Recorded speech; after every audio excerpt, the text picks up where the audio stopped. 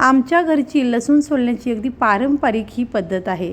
जास्त प्रमाणात जर लसूण सोलायचं असेल तर माझी पणजी, आजी आणि आई याच पद्धतीने लसूण सोलायच्या आणि मी सुद्धा हीच पद्धत वापरून जास्त प्रमाणातला लसूण सोलून घेते।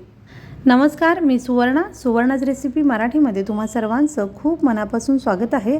तर आज आपण खूप मेहनत न घेता अगदी सोप्या पद्धतीने झटपट जास्त प्रमाणातला लसूण नख न दुखता कसा सोलायचा ते बघणार आहोत।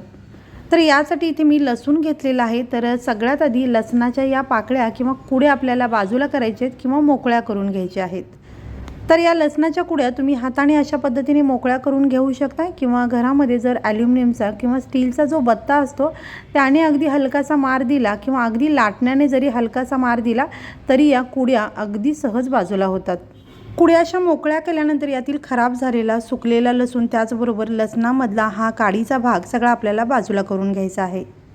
सगळ्या लसणाच्या कुड्या अशा मोकळ्या करून घेतल्यानंतर लसणाची थोडीशी साल सुद्धा निघते, तर ही साल आपल्याला पाखडून बाजूला करून घ्यायची आहे। लसणाची साल पटकन निघण्यासाठी लसूण असा भरीव आणि मोठ्या आकाराचा घ्यायचा आहे। तर हा लसूण मी पाखडून घेतलेला आहे आणि यातील साल बाजूला केलेली आहे। तर आता जास्त मेहनत न घेता झटपट ही लसणाची साल निघावी यासाठी घरातीलच दोन खास गोष्टी आपल्याला यामध्ये घालायच्या आहेत, ज्या वापरल्यामुळे ही लसणाची साल अगदी झटपट निघते। तर त्यातील पहिली गोष्ट आहे तेल। स्वयंपाकासाठी जे तेल आपण वापरतो ते तेल आपल्याला इथे घ्यायचं आहे। तर अगदी 1 ते 2 चमचे तेल आपल्याला लागणार आहे। सुरुवातीला 1 चमचा तेल मी घातलेला आहे आणि तेल अशा पद्धतीने या लसणाला व्यवस्थित असं चोळून घ्यायचं आहे। लसणाच्या प्रत्येक कुडीला हे व्यवस्थित असं तेल चोळून घ्यायचं आहे। तर इथे मी अगदी चमचाभर तेल घातलेलं आहे आणि हे तेल थोडंसं मला कमी वाटते, तर अजून एक अर्धा चमचा तेल मी यामध्ये घालते। अगदी 1 ते 2 चमचे तेल पुरेसं होतं। तर तुमचा जर लसूण यापेक्षा जास्त असेल तर तेल थोडंसं जास्त लागू शकतं। आता तेल हे पुरेसं आहे हे ओळखायचं कसं, तर हाताने आपण या लसणाच्या कुडीला तेल चोळल्यानंतर आपल्या लक्षात येतं की प्रत्येक कुडीला हे तेल व्यवस्थित लागलेलं आहे। इतकंच तेल आपल्याला यामध्ये घालायचं आहे। तर आता दुसरी महत्त्वाची गोष्ट आपण यामध्ये घालणार आहोत ते म्हणजे ज्वारीचं पीठ। तर इथे मी 2 चमचे ज्वारीचं पीठ घेतलेलं आहे। तर या पिठाचं किंवा तेलाचं असं प्रमाण नाही आहे, गरजेनुसार आपल्याला हे वापरायचं आहे। म्हणजे या लसणाच्या कुडीला या दोन्हीचं व्यवस्थित कोटिंग आलं पाहिजे इतकं हे पीठ आणि तेल आपल्याला इथे वापरायचं आहे। तर आता हे लावलेलं पीठ सुद्धा या लसणाला आपण व्यवस्थित असं चोळून घ्यायचं आहे। तर ही लसणाची साल पटकन निघण्यासाठी या दोन गोष्टीचा काय फायदा होतो, तर तेलामुळे ही लसणाची साल उन्हामध्ये अगदी कुरकुरीत अशी वाळली जाते आणि ती पटकन निघायला मदत होते। पण तेलकटपणामुळे निघालेली लसणाची साल आपल्याला पटकन बाजूला करता येत नाही, यासाठी आपल्याला हे पीठ घालायचं आहे। म्हणजे या पिठामुळे तेलाचा तेलकटपणा कमी होतो आणि साल पटकन बाजूला व्हायला मदत होते। तर आता हे पीठ बघा व्यवस्थित मी चोळून घेतलेलं आहे आणि पीठ बरोबर आहे ओळखायचं कसं, तर पीठ चोळून घेतल्यानंतर लसूण थोडासा बाजूला करून बघायचं आहे। जास्तीचं पीठ जर हलकंसं खाली दिसत असेल तर पीठ बरोबर आहे असं ओळखायचं। जर खाली पीठ शिल्लक दिसत नसेल तर अजून थोडंसं पीठ यामध्ये टाकून तुम्ही हे चोळून घेऊ शकता। पीठ थोडंसं जास्त झालं तर काही हरकत नाही, पण कमी पडू देऊ नका। तर आता हा लसूण उन्हामध्ये वाळवण्यासाठी ठेवायचा आहे आणि अगदी पातळचा थर एखाद्या कापडावरती तुम्ही पसरवून दिलात तर अगदी 2 ते 3 तासामध्ये या लसणाची साल अगदी कुरकुरीत अशी वाळली जाते किंवा सुकली जाते आणि ती पटकन सोलायला मदत होते। तर इथे साधारण 11च्या दरम्यान हा लसूण मी उन्हामध्ये ठेवलेला आहे। थोडासा जाडसर थर आहे, सोपामध्ये हे मी ठेवलेलं आहे। तर संध्याकाळी 4च्या आसपास हा लसूण मी काढून बघते। तर हा लसूण अगदी पातळ पसरवून घेतला तर अगदी 2 ते 3 तास तुम्ही हा उन्हामध्ये ठेवू शकताय आणि जाडसर असा थर दिला तर अगदी 3 ते 4 तास तुम्ही हा उन्हामध्ये ठेवला तरी चालू शकतं। तर इथे मी संध्याकाळी हा लसूण काढून घेतलेला आहे आणि लसूण काढल्यानंतर अशा पद्धतीने हाताने थोडंसं चुरून किंवा चोळून बघायचं आहे। तर हा लसूण चोळत असताना या लसणाची साल अशा पद्धतीने निघायला हवी, म्हणजे हा लसूण आपला व्यवस्थित सुकलेला आहे किंवा वाळलेला आहे। तर आता एक अगदी सोपी ट्रिक वापरून हा लसूण आपण सोलून घेणार आहोत। तर इथे आपल्याला लागणार आहे कापडी पिशवी। तर इथे आपल्याला शक्यतो कापडी पिशवीच वापरायची आहे आणि या पिशवीमध्ये हा सगळा लसूण भरायचा आहे। तुमचा लसूण जर जास्त प्रमाणात असेल तर 2 ते 3 वेळेला तुम्ही थोडा थोडा लसूण घेऊ शकता। पिशवीमध्ये असा लसूण भरून घेतल्यानंतर पिशवीचं तोंड बंद करायचं। अशा पद्धतीने तुम्ही गाठ मारून घेऊ शकता किंवा पिशवीला पीळ देऊन हातामध्ये घट्ट पकडून घेतला तरी चालू शकतं। तर आता ही पिशवी अशा पद्धतीने पकडायची आहे आणि ही आता पिशवी आपल्याला थोडीशी आपटून घ्यायची आहे। तर हा लसूण अगदी चेचलला गेला पाहिजे इतकं जोरात सुद्धा आपटायचं नाही आहे, पण साल निघाली पाहिजे इतकं आपल्याला हे आपटून घ्यायचं आहे।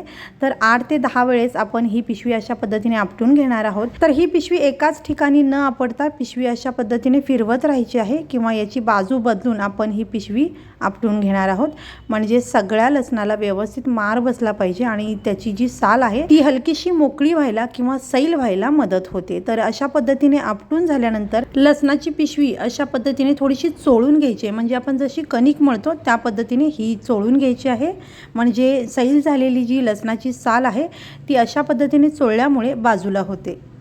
तर अगदी 1 ते 1.5 मिनिट ही पिशवी मी अशा पद्धतीने चोळून घेतली आणि आता ही पिशवी आपण सोडून बघूयात। तर इथे तुम्ही हा लसूण बघू शकताय, लसणाची बरीचशी साल निघालेली आहे आणि बराचसा लसूण सोलल्यासारखा दिसतोय, काही लसूण शिल्लक आहे। तर हा राहिलेला लसूण हाताने तुम्ही अशा पद्धतीने थोडंसं चोळून घेतला तर राहिलेल्या लसणाची साल सुद्धा व्यवस्थित निघू शकते। तर आता या लसणातील साल बाजूला करण्यासाठी आपल्याला हा लसूण पाखडून घ्यायचा आहे। तर हा सगळा लसूण पाखडून झाल्यानंतर हा लसूण मी तुम्हाला थोडासा जवळून दाखवते। तर तुम्ही बघू शकताय बराचसा लसूण याच्यातील सोललेला दिसतोय, काही लसूण शिल्लक आहे, अर्ध्यापेक्षा जास्त लसूण हा सोलला गेलेला आहे। तर खूप जास्त मेहनत न घेता अगदी पटकन हा लसूण आपण सोलून घेतलेला आहे आणि जो साल न निघालेला लसूण आहे तो तुम्ही हाताने हलकंसं जरी चोळून घेतला तर याची साल व्यवस्थित निघते, कारण या लसणाची साल व्यवस्थित वाळलेली आहे। तर आता याच्यातील सोललेला जो लसूण आहे तो आपल्याला वेचून बाजूला काढून घ्यायचा आहे। तर हे काम तुम्ही घरातील लहान मुलांना सुद्धा लावू शकताय, अगदी पटकन ते करतील। तर इथे मी सोलला गेलेला लसूण अशा पद्धतीने सगळा वेचून घेतलेला आहे आणि अर्ध्यापेक्षा जास्त लसूण हा सोललेला निघालेला आहे। तर हा साल निघालेला वेचून काढलेला लसूण मी बाजूला ठेवते आणि हा शिल्लक राहिलेला लसूण तुम्ही अशा पद्धतीने हाताने चोळून घेतला तरी याची साल व्यवस्थित निघते, पण यामध्ये थोडीशी मेहनत आहे। तर पुन्हा एकदा हा राहिलेला लसूण मी पिशवीमध्ये भरून घेते आणि बडवून घेते। तर हा लसूण मी वर्षभराचा साठवणीचा तिखट मसाला किंवा चटणी बनवण्यासाठी सोलून घेते। तुम्ही याच पद्धतीने कुठल्याही गोष्टीसाठी लागणारा लसूण अशा पद्धतीने सोलून घेऊ शकताय, अगदी थोड्या प्रमाणात जरी लसूण असेल तरी तुम्ही या पद्धतीने सोलून घेतला तरी चालू शकतं। तर पुन्हा एकदा हा लसूण छान बडवून घेतला आणि हाताने अशा पद्धतीने चोळून घ्यायचा आहे, यामुळे अर्धवट सोलला गेलेला लसूण पूर्णपणे सोलला जातो। तर इथे बराचसा लसूण सोलला गेलेला आहे आणि याची साल सुद्धा निघालेली आहे। तर हा लसूण पुन्हा एकदा आपल्याला पाखडून घ्यायचा आहे। पाखडून घेतल्यानंतर साल निघालेला किंवा सोलला गेलेला लसूण पुन्हा एकदा आपण वेचून घेणार आहोत। सगळा सोलला गेलेला लसूण वेचून घेतला आणि आता अगदी थोडासा लसूण शिल्लक राहिलेला आहे। तर राहिलेला लसूण या पद्धतीने मी हाताने चोळून घेते आणि याची साल अगदी सहज निघली जाते। तर राहिलेला थोडासा लसूण तुम्ही या पद्धतीने हाताने चोळून घेऊ शकता किंवा पुन्हा एकदा पिशवीमध्ये घालून बडवून घेतलं तरी चालू शकतं। पाखडून पुन्हा एकदा सोलला गेलेला लसूण निवडायचा आहे आणि राहिलेला लसूण हाताने चोळून किंवा पिशवीमध्ये बडवून पुन्हा एकदा पाखडून वेचून घ्यायचा आहे। याच पद्धतीने राहिलेला सगळा लसूण आपल्याला सोलून घ्यायचा आहे। शेवटी अगदी थोडासाच राहिलेला लसूण तुम्ही हाताने अशा पद्धतीने सोलून घेऊ शकताय, अगदी सहज याची साल निघून जाते। तर इथे सगळा लसूण सोलून झालेला आहे, अगदी स्वच्छ पांढरा शुभ्र असा हा लसूण आपला अगदी सोप्या पद्धतीने कमी मेहनतीमध्ये सोलून झालेला आहे। तर आता अगदी शेवटी एखाद्या स्वच्छ कापडाने हा लसूण पुसून घ्यायचं आहे, कारण लसूण सोलण्यासाठी आपण या लसणाला पीठ लावलं होतं। तर पिठाचा सगळा अंश निघून जाण्यासाठी हा लसूण अशा पद्धतीने पुसून घ्यायचा आहे। तर इथे अगदी कमी मेहनतीत झटपट खूप सोप्या पद्धतीने हा लसूण सोलून झालेला आहे। तर तुम्ही सुद्धा या पद्धतीने असा लसूण सोलून बघा आणि तुम्हाला जर हा व्हिडिओ आवडला असेल तर व्हिडिओला लाईक, शेअर आणि चॅनलला सबस्क्राईब जरूर करा। हा व्हिडिओ पाहिल्याबद्दल खूप धन्यवाद।